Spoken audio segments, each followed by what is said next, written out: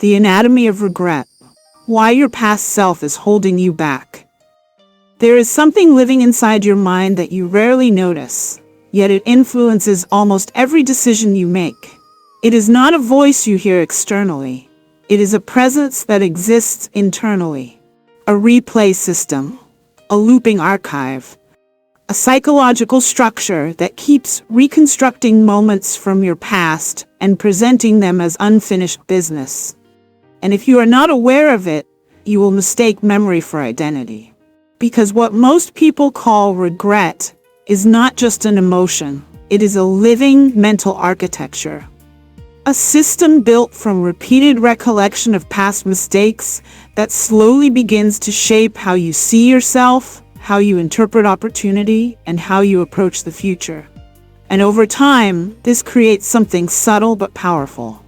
A version of you that no longer exists, yet still influences your behavior.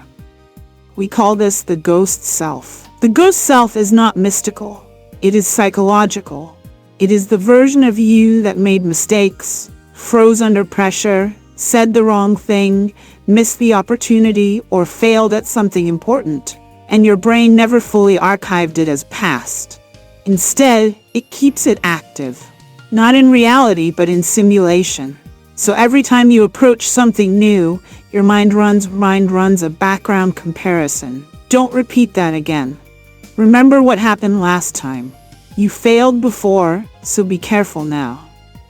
And without realizing it, your nervous system begins to treat the past as a predictive model for the future.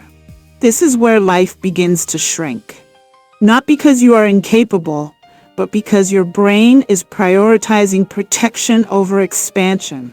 And protection always references memory. So you are not responding to what is in front of you. You are responding to what happened before. This is the first layer of the anatomy of regret. But it goes deeper. Because regret is not just emotional recall, it is neurological repetition. Your brain has a system called the default mode network, which activates when you are not focused on a task. This system is responsible for memory replay, identity construction, and future simulation. When regret is active, this system begins to loop counterfactual thinking. What if I had done it differently? What if I said something else?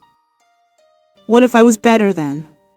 And the brain does not distinguish between useful reflection and emotional imprisonment. So it keeps looping. Not because it wants to hurt you, but because it is trying to resolve unfinished emotional data. But here's the problem. Most people never resolve it. They only replay it. And replay without resolution becomes identity distortion. This is how identity lock forms. Identity lock is when your brain begins to treat past behavior as personality. One mistake becomes I am careless. One failure becomes I am not good at this. One emotional reaction becomes this is just who I am. And over time, the mind stops seeing actions as isolated events. It starts seeing them as definitions. But this is not truth. This is neural pattern reinforcement. Because the brain is designed to conserve energy, it prefers familiar identity over uncertain growth. Even if the familiar identity is painful. Even if it is limiting. Even if it is outdated. So it keeps you inside a loop where the past self becomes the reference point for every new decision. And this creates a hidden cost. The cognitive load of regret is enormous. Every time you replay a mistake, your brain consumes energy that could have been used for focus, creativity, or decision-making. You are not just remembering the past. You are actively paying for it in mental bandwidth. And that is why people stuck in regret often feel tired, even when they are not doing much. Because part of their mind is constantly running unresolved history in the background. And when your mental system is occupied with the past, it cannot fully enter the present, which means it also cannot fully access the future. This is why opportunities feel heavier than they should. Why decisions feel more stressful than necessary. Why progress feels blocked even when nothing external is stopping you. Because internally, you are still negotiating with a version of yourself that no longer exists. But here is where transformation begins. Regret is not only a burden, it is also a diagnostic tool. Because underneath every regret is information. Regret reveals what mattered to you. It reveals your values. It reveals your standards. It reveals what you believed you should have done differently. So instead of treating regret as emotional punishment, you can begin to extract data from it.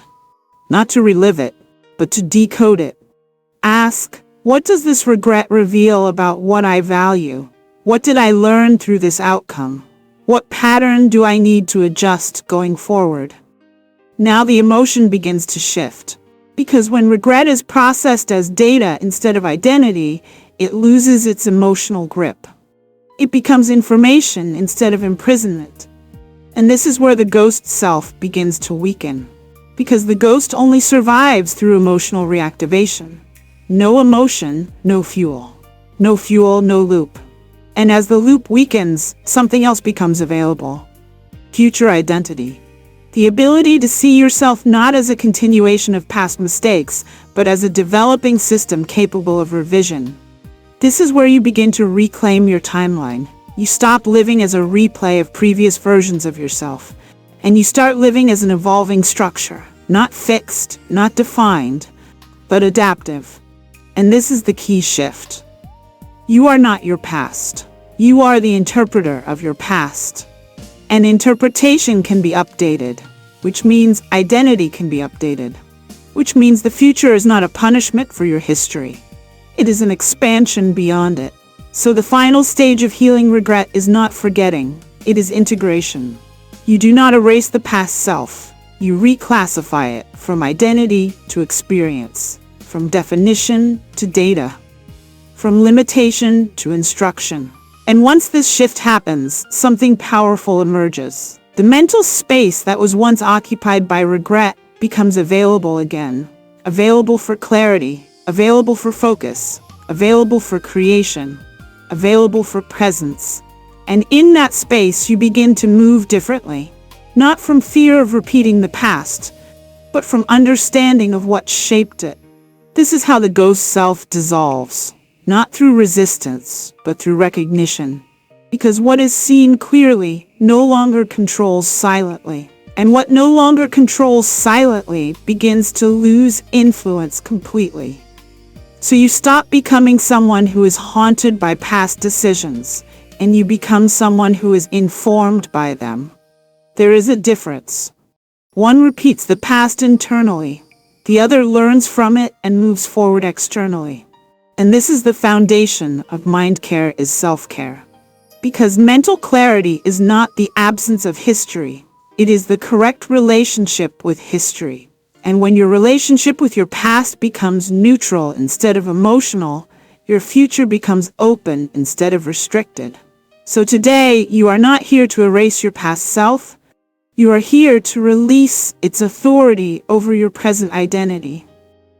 Because the truth is simple. Your past self was not your final form. It was just one stage of your becoming, and you are allowed to evolve beyond it.